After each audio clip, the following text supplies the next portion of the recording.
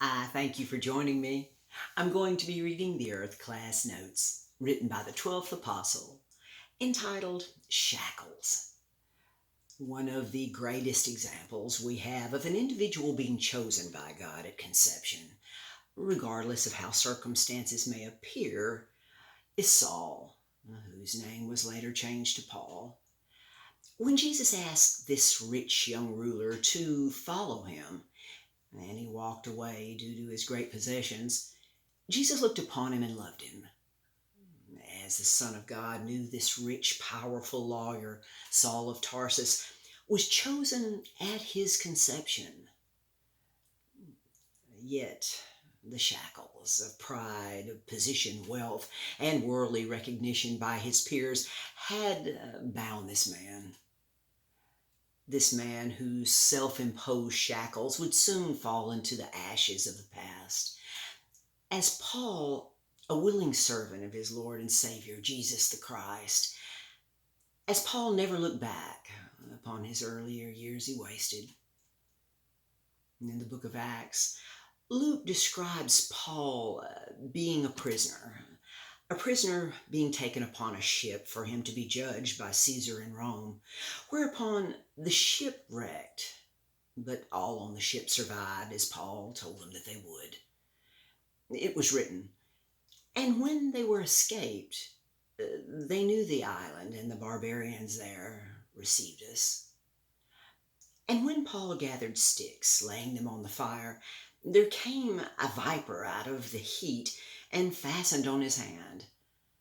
When the barbarians saw the venomous beast hang on his hand, they said among themselves, 'No doubt this man is a murderer, whom, though he had escaped the sea, yet vengeance suffered him not to live.' And Paul shook off the beast into the fire and felt no harm. They, changing their minds, then thought Paul to be a god. And Paul spoke with these men, sharing what Jesus had recently accomplished, healing all of the sick on the island, with everyone there accepting Jesus as their Savior, who Paul, earlier in his years, assisted in having him crucified.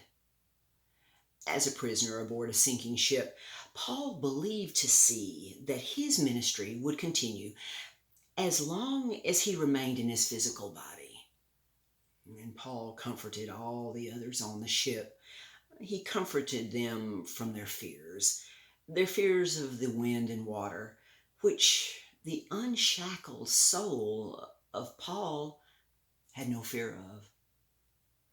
The viper that Paul cast into the fire likens to the bondage of shackles that the love of this world had upon Paul before he saw the light on his trip to Damascus.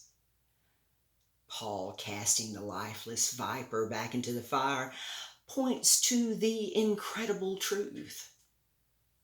You see, once Paul heard the words, "I am Jesus, who you have persecuted," this chosen man willfully cast the binding shackles of his love of this world back into the fire of this evil world age from whence they came, never looking back, never again. My takeaway from these notes, written by the 12th Apostle: if Paul could cast off the shackles of his past, why can't we?